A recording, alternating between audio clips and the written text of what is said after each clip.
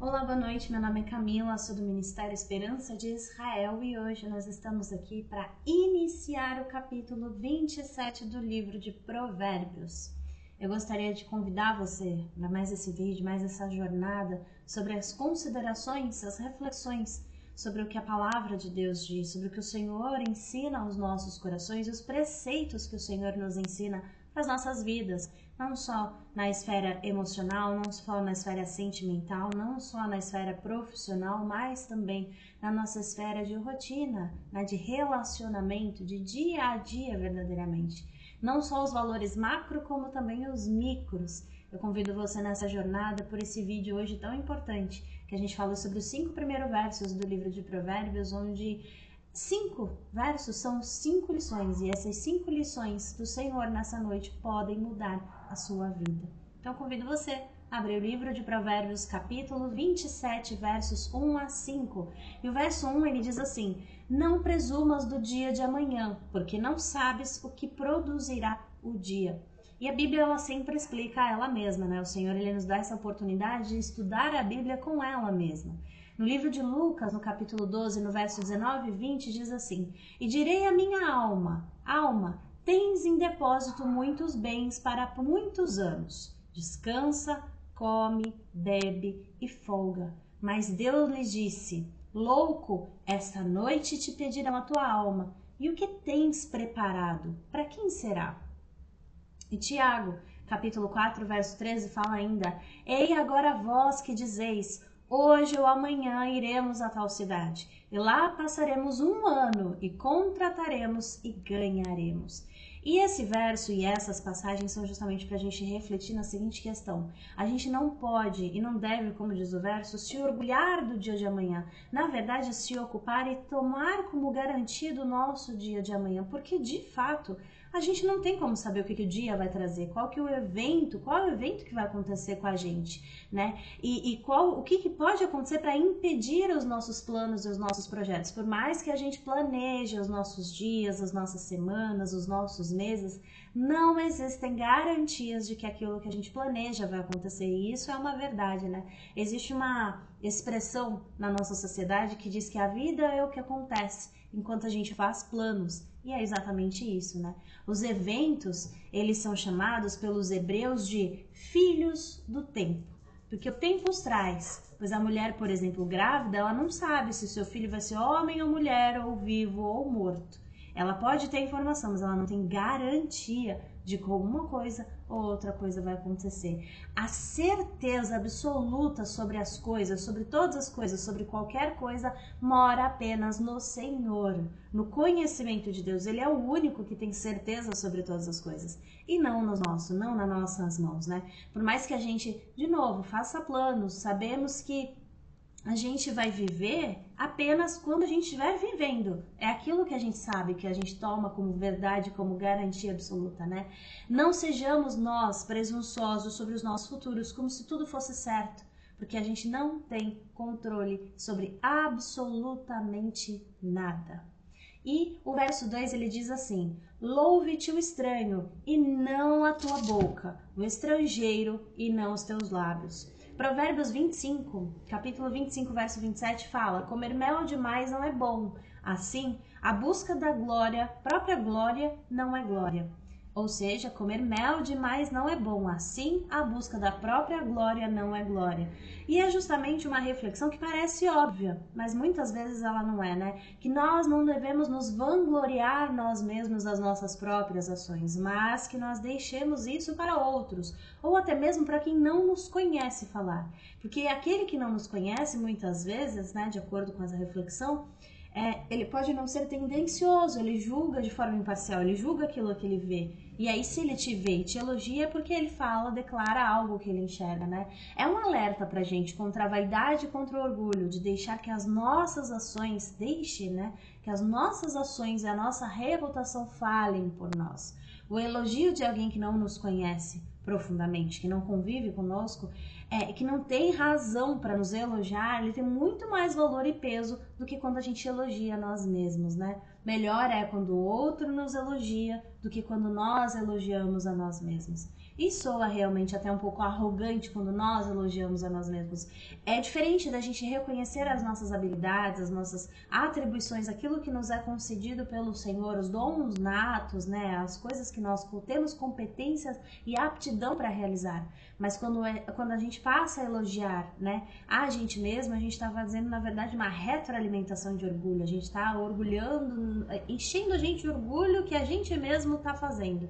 Então não é saudável e é um alerta da palavra do Senhor para que a gente evite esse tipo de comportamento e acate, sim, o elogio daquele que não nos conhece, porque ele julga, sem motivo algum de nos elogiar, ele julga aquilo que ele vê, que ele enxerga de forma imparcial.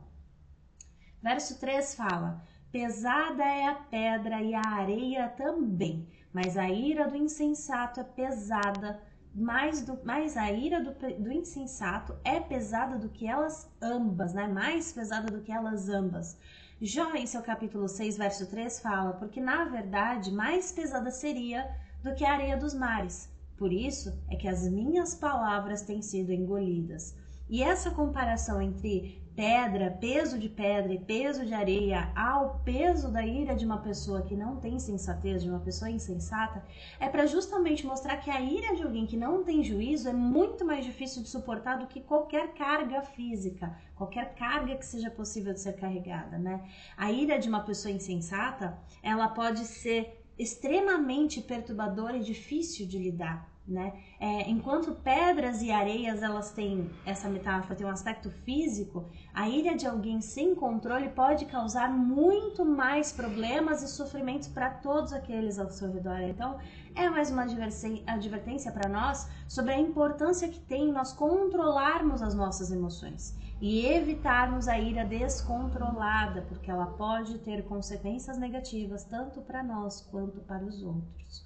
O verso 4, ele diz ainda: cruel é o furor e impetuosa a ira, mas quem parará perante a inveja? 1 João capítulo 3, verso 12, como verso de referência, verso paralelo nesse versículo, está escrito assim: não como Caim, que era do maligno e matou a seu irmão.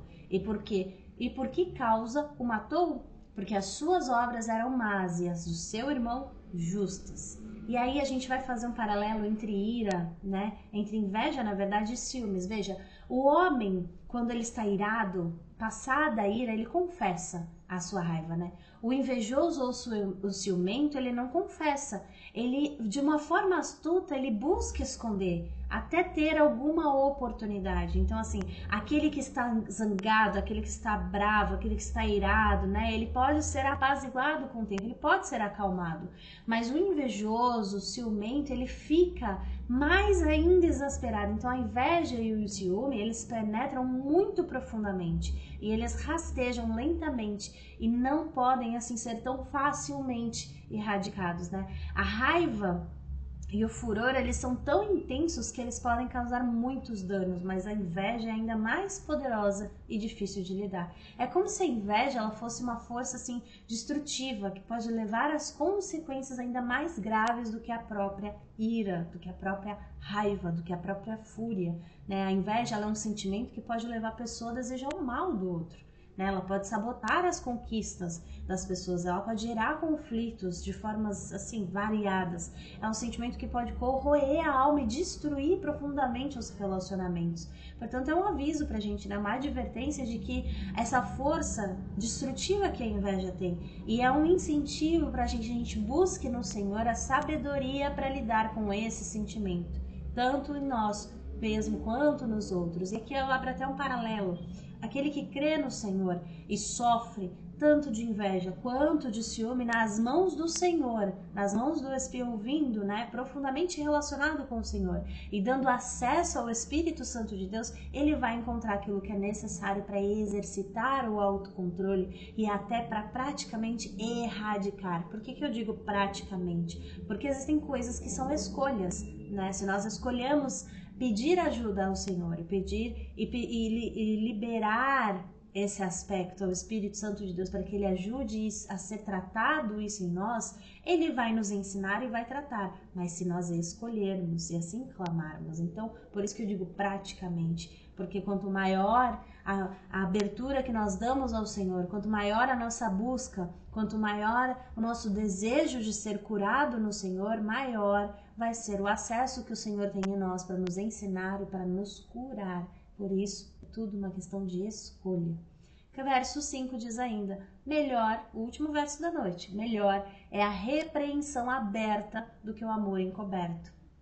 Provérbios, no seu capítulo 28, verso 23, fala que o que repreende o homem gozará depois da amizade, do que aquele que lisonjeia com a língua, né? Gálatas, capítulo 2, verso 14, diz ainda, mas quando vi que não andavam bem e diretamente conforme a verdade do evangelho, disse a Pedro na presença de todos, se tu, sendo judeus, vive com os gentios, como os gentios, e não como os judeus, por que obrigas os gentios a viverem como judeus? Uma repreensão em forma de pergunta, né?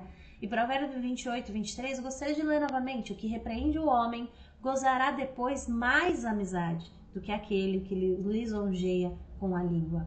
É melhor sempre, por mais que seja dolorido e desconfortável, uma crítica honesta, receber uma crítica honesta do que um elogio falso ou um amor que não tem manifestação aberta, né? Aqui a gente tem a reflexão para que a gente entenda o destaque, né? A importância da sinceridade, da franqueza nos relacionamentos, né?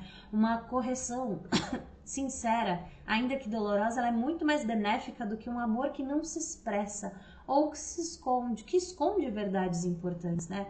Esse contexto desse verso, ele também traz pra gente a reflexão de que a repreensão, quando ela é feita com amor, quando ela é feita para o bem e com o objetivo de curar ou cuidar ou ajudar o outro, ela é uma demonstração de lealdade, né? Mas, por exemplo, os beijos, né, do que odeia, pode ser uma forma de engano, uma forma de manipulação, onde aquele que é inimigo se aproxima com falsos elogios, manipulando, distorcendo, né?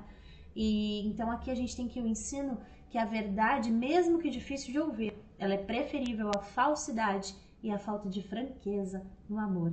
Mas nem sempre nós estamos preparados. E o Espírito Santo de Deus também nos ensina a receber as repreensões e as críticas e a compreender para além das nossas sensações e sentimentos e mágoas e tudo o resto. Então eu espero que de uma forma especial essas 5 lições, esses 5 versículos, eles façam vida na sua vida e que o Senhor possa falar mais através dessa palavra ao teu coração. Eu agradeço muito a tua companhia até aqui e se o Senhor assim permitir, na próxima semana estaremos aqui fazendo a leitura de mais 5 versos deste capítulo maravilhoso do livro de Provérbios. Veja, se o Senhor assim permitir, porque não existe garantia de que a próxima semana chegará, mas esperamos no Senhor que teremos novamente essa oportunidade. Eu agradeço muito a tua companhia até aqui e que Deus te abençoe.